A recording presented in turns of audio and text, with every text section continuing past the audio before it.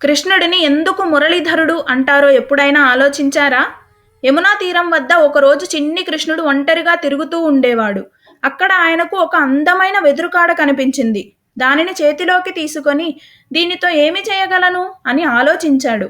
అప్పుడు ఆయన మనసులో ఒక దివ్యమైన ఆలోచన వచ్చింది. ఆ వెదురును చిన్నగా చెక్కి ఖాళీలు చేసి ఒక వెదురు వేణువుగా మార్చాడు. అలా కృష్ణుడి చేతిలో తొలి మురళి పుట్టింది. కృష్ణుడు వేణువు వేయడం మొదలుపెట్టగానే ఆయన స్వరానికి గాలి కూడా ఆగిపోయింది. చెట్లు నిశ్చలంగా నిలిచిపోయాయి. జంతువులన్నీ వాటి అడుగులు ఆపాయి. గోపికల హృదయాల్లో ఒక తెలియని ఆహ్లాదం నిండిపోయింది. ఆ స్వరం వినడానికి యమునా అలలు కూడా నెమ్మదిగా ప్రవహించాయి. కృష్ణుడి మురళి నుండి వచ్చిన సంగీతం సాధారణమైన వెదురుకాడను అమరత్వం పొందేలా చేసింది. అప్పటి నుంచే ప్రజలు ప్రేమతో ఆయన్ను మురళీధరుడు అని పిలవడం మొదలుపెట్టారు. ఎందుకంటే దైవిక స్వరం ఆయన చేతిలోనే పుడుతుందని వాళ్ళు నమ్మారు. దైవిక కళ సాధారణమైన వస్తువును కూడా శాశ్వత కథగా మార్చగలదని కృష్ణుడు చూపించాడు.